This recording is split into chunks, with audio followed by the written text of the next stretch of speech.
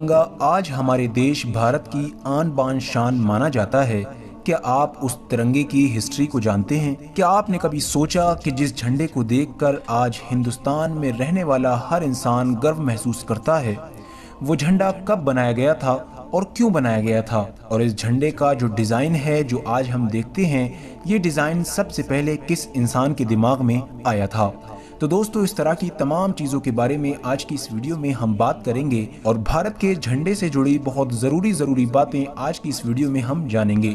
तो दोस्तों, वीडियो शुरू करने से पहले बस मेरी आपसे छोटी सी गुजारिश है कि नए आने वाले दोस्त चैनल को सब्सक्राइब करके साथ ही में बेल आइकन को भी प्रेस कर दें और हमारी हौसला अफजाई के लिए हमेशा की तरह हमारी इस वीडियो को भी लाइक कर दें, ताकि इसी तरह की नॉलेजेबल और हिस्टोरिकल वीडियोस का ये सिलसिला हम जारी रख सकें। दोस्तों, वैसे तो 1857 में जब हिंदुस्तान में रहने वाले लोगों ने अंग्रेज़ों के खिलाफ बगावत की थी, तब ही से हिंदुस्तान में रहने वाले लोगों को एक झंडे की कमी महसूस होने लगी थी, क्योंकि हिंदुस्तानी अंग्रेज़ों के खिलाफ जब भी कोई आंदोलन किया करते थे या बड़ी रैली निकालने की सोचा करते थे, तो उनके पास कोई ऐसा झंडा मौजूद नहीं हुआ करता था जिसके ज़रिए से वो तमाम हिंदुस्तान के लोगों को, चाहे वो हिंदू हो, मुस्लिम हो, सिख हो या ईसाई हो, सबको एक झंडे के नीचे जमा कर सकें। और किसी भी जंग के लिए सबसे ज़रूरी चीज़ झंडा होती है, क्योंकि उसी झंडे के नीचे ही तमाम की तमाम फौज जमा होती है, और वो हिंदुस्तान के लोगों के पास अभी तक मौजूद नहीं था। लेकिन क्योंकि दोस्तों, अंग्रेज़ों के खिलाफ अब पूरे हिंदुस्तान में जगह जगह पर लड़ाई शुरू हो चुकी थी, इसी वजह से हर इलाके में लोगों ने अपना अपना हिंदुस्तानी झंडा बनाना शुरू कर दिया था।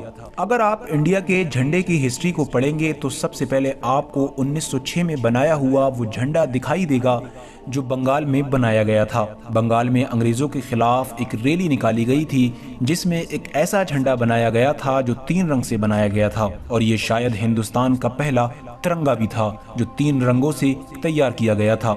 इस तिरंगे में सबसे ऊपर केसरिया रंग था, बीच में पीले रंग की पट्टी थी और नीचे हरे रंग की पट्टी थी। बीच वाली पीली पट्टी पर हिंदी में वंदे मातरम लिखा हुआ था और नीचे की हरी पट्टी पर एक सूरज और एक चांद तारा बना हुआ था। इसके बाद हिंदुस्तान का अगला झंडा भीकाजी कामा ने 22 अगस्त 1907 को बनाया था। ये झंडा बंगाल के झंडे से थोड़ा सा अलग था। इसमें सबसे ऊपर वाली पट्टी हरी थी और नीचे की पट्टी केसरिया नहीं बल्कि लाल कलर की थी। बाकी तकरीबन ये झंडा बंगाल के झंडे की ही तरह सेम था।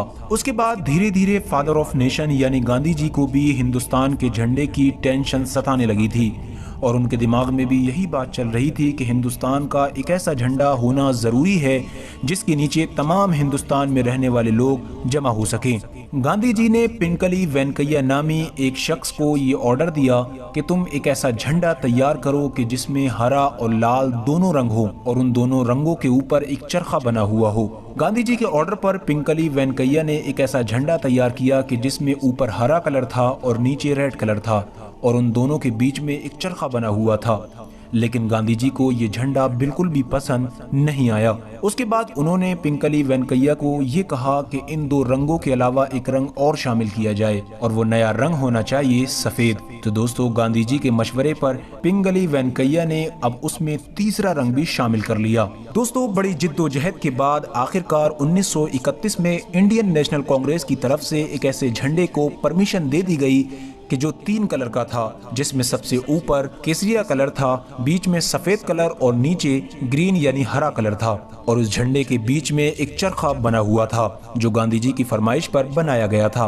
उसके बाद 1931 से लेकर 1947 तक यही इंडिया का झंडा रहा, और इसी झंडे के नीचे पूरे इंडिया के लोगों ने अपनी आज़ादी की लड़ाई लड़ी थी। 1947 में जब अंग्रेज भारत को छोड़कर चले गए, तो पूरे हिंदुस्तान के सामने सबसे बड़ा सवाल और सबसे बड़ी मुसीबत यही थी कि आखिर अब भारत का झंडा कैसा बनाया जाए, क्योंकि अभी तक जिस झंडे के नीचे रहकर हिंदुस्तान के तमाम लोगों ने अंग्रेजों से लड़ाई लड़ी थी, वो भारत का झंडा नहीं था बल्कि कांग्रेस पार्टी का झंडा था, और भारत के झंडे को कांग्रेस पार्टी के झंडे से अलग रखना बहुत जरूरी था।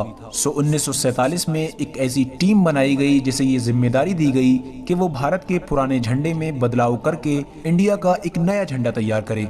उस टीम में जवाहरलाल नेहरू, डॉक्टर भीमराव अंबेडकर, सरदार वल्लभ भाई पटेल और डॉक्टर मौलाना अबुल कलाम आजाद जैसे बड़े बड़े नेता शामिल थे। दोस्तों, उस वक्त संविधान सभा के एक जनरल सेक्रेटरी हुआ करते थे जिनका नाम था बदरुद्दीन तैयब जी। बदरुद्दीन तैयब जी ने संविधान सभा के सामने ये प्रस्ताव रखा कि क्यों ना हम भारत के पुराने झंडे से चरखे को निकालकर उसकी जगह अशोक का चक्र लगा दें। बदरुद्दीन तैयब जी का ये प्रस्ताव सभी लोगों को बहुत पसंद आया और फिर हमेशा के लिए बदरुद्दीन तैयब जी के इसी प्रस्ताव को मान लिया गया और भारत के तिरंगे में अशोक के चक्र को शामिल कर लिया गया। लेकिन दोस्तों, बदरुद्दीन तैयब जी ने जो प्रस्ताव संविधान सभा के सामने रखा था वो उनके खुद के मन का आइडिया नहीं था, बल्कि बदरुद्दीन तैयब जी की एक बीवी हुआ करती थी जिनका नाम था सुरैया तैयब जी।